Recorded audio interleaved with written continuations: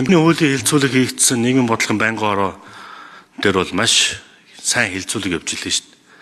Тэгээ би улсын хурлын гишүүн болоод 2 жилийн хугацаанд ийм актер хилцүүлэгтэй хуулийн төслөөр анхудаа харла. Цаашид дүн бүх хуулийн төслөөр ингэж ажиллах зүгээр байна.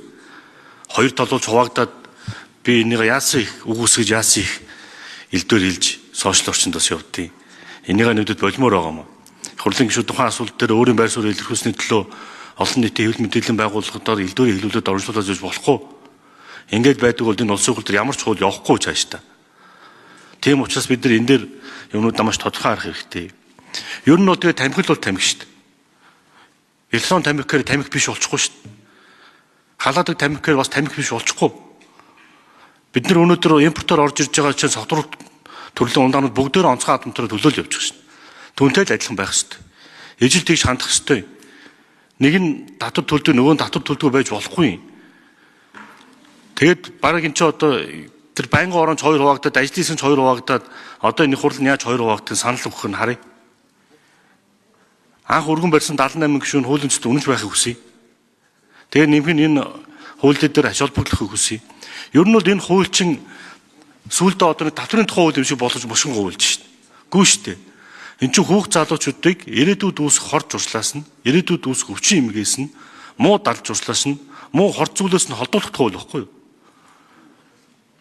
Сая боловсролын сайд байсан юу гэж вэ? Вебийг зарж болно гэсэн утгатай юм билч үү? 500 м дотор тамхи зарахыг болиулъя гэж байгаа лобби хаанаас явж байгааг бүгд мэдчих шít. Энэ хэдэн компани л ирэх шиг. Гадаа тамхиг үлдээх гэж байгааг бүгд ямар компани лобби гэж бүгд мэдчих шít. Тэгээд бүр ийм улаан цагаандаа ортлоо ингэж лоббинд авч байгаа хуулийн төслийг хэлцүүлээ би бүр нэр энэ 2 жилийн хугацаанд анхудаа харла. Үзэл баримтлаас өөрчлөгдөж байгаа хүмүүсийг хараад үндэ ичж чинь. Яагаад бид нэр асуудал ингэж хандаад байгаа юм? Захлаан дулааны үн нэмээд татврын үн нэмж яхад өстой гэж хашгираагүй хүмүүс тамхины хуулийн татврыг нэмхийг эсэргүүцэж чинь вебийг татвар нэмхийг эсэргүүцэж чинь гэнэ үү? Жилийн 800 орчим тэрбумын зах зээл чинь 10% тараахад чинь 80 тэрбум шүү дээ. Хэдээр худалдаж авсан парламентын зарим гишүүдийг. Энийг бүр хэлмээр байгаа. Би цаашдаа бүр хэлнэ. Хаанаас лобби хийж байгааг мэдчихээн. Тамхины хуулийн дээр бүр сүүлийн хилцүүлгүүд харсан бүр нэлээ юу санагдчихлаа.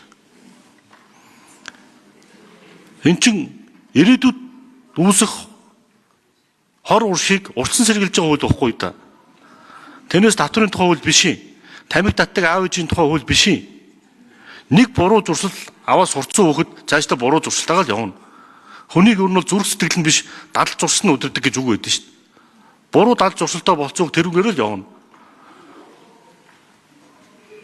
Нэг нь дамдаа юм зуугаад тэр нь дадал болцсон хүүхэд бол цаашдаа байгаа юмны бүгдийн зууна.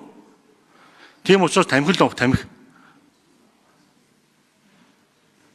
Нэг хуушур өнөөдөр төрийн ордны гуанзад 3500 төгрөг байгаа.